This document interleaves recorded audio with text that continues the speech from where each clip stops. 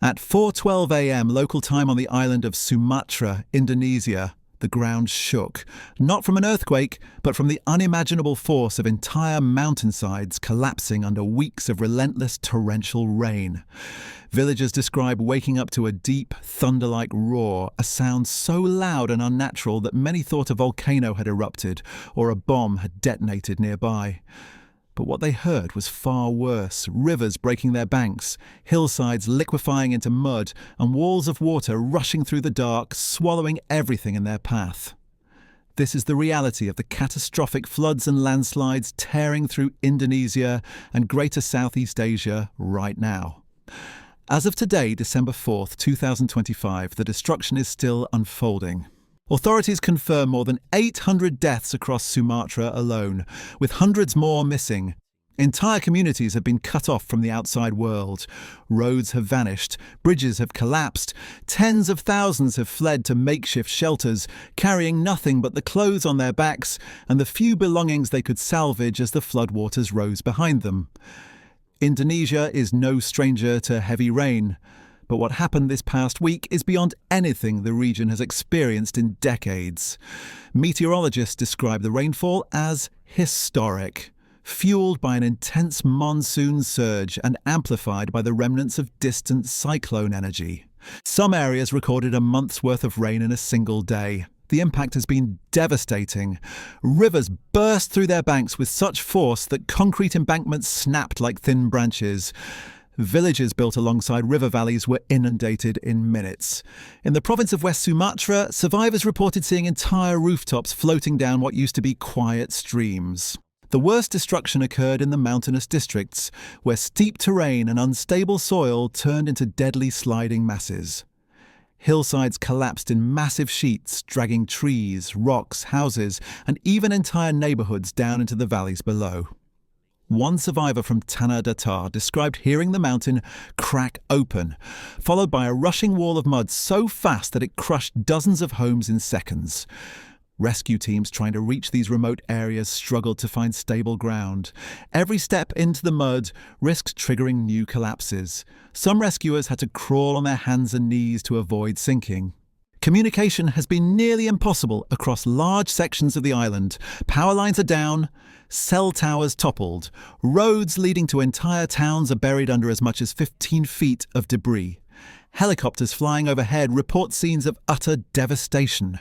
Entire grid patterns wiped out, clusters of homes reduced to splinters, and vast brown scars where lush green mountainsides used to stand.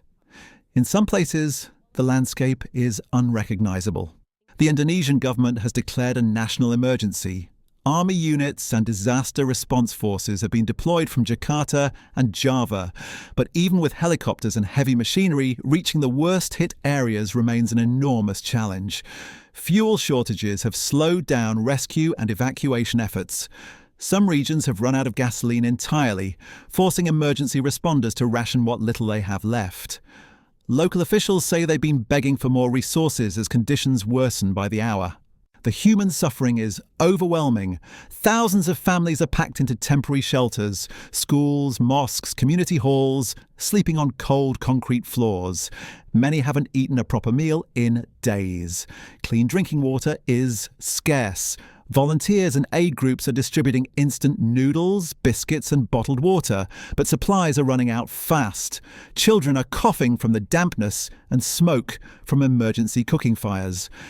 Elderly residents sit in silence, staring at what little remains of their villages. One woman from Pesisir Selatan lost her entire family when a landslide hit their home. She was found clinging to a tree, covered head to toe in mud, crying out the names of her children. A rescue worker said, "She was alive, but her spirit was gone." Stories like hers are everywhere. People digging through debris with bare hands, hoping to find loved ones. Parents holding tightly to children who survived. Entire communities grieving together. As if the floods weren't enough, heavy rain continues to fall in several regions. Meteorologists warn that the saturated soil could give way again, triggering more landslides. Some rivers are still rising. The fear is constant. Even the shelters are not entirely safe. Many are built in low-lying areas, and if the rain continues, they too could flood. Emergency teams have marked evacuation routes to higher ground, but with roads destroyed, escaping on foot may be the only option. In the middle of the chaos, there are moments of courage. Volunteers forming human chains to pull survivors out of fast-moving water. Helicopter pilots landing in barely visible clearings. Villagers using makeshift rafts to reach their neighbours trapped by rising water. One video shows a group of teenagers guiding an elderly man across a broken, mud-soaked bridge, holding onto him tightly as he struggles to walk. These small acts of heroism shine through the darkness. Environmental experts say this disaster is part of a dangerous new pattern. Southeast Asia is becoming hotter, wetter, and more hazardous each year.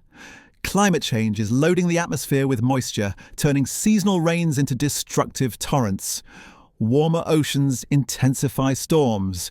Deforestation weakens hillsides. Urban expansion covers drainage paths. Together, these factors create a deadly combination.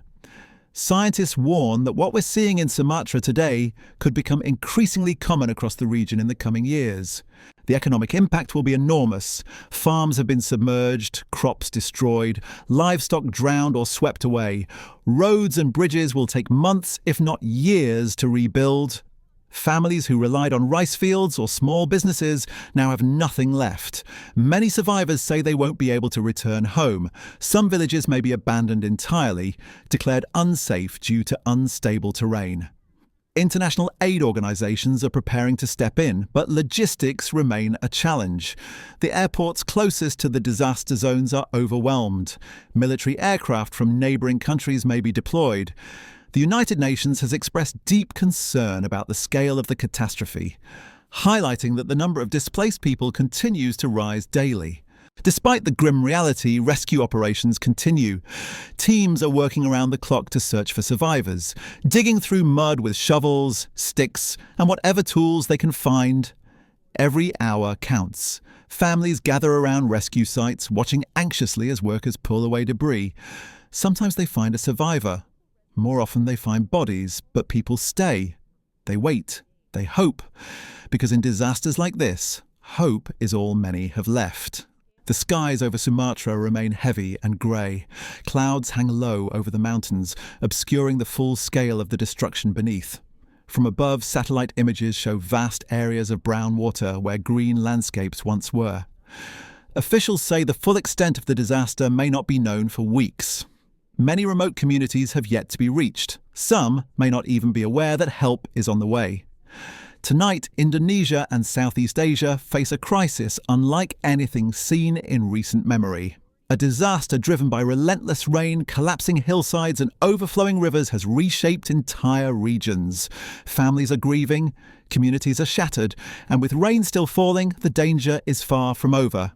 As the world watches these events unfold, one truth becomes painfully clear. This is not just a natural disaster.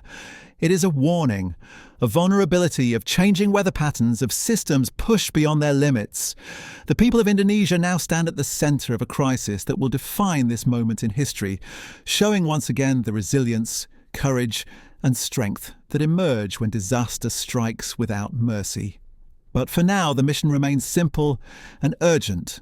Search, rescue, survive.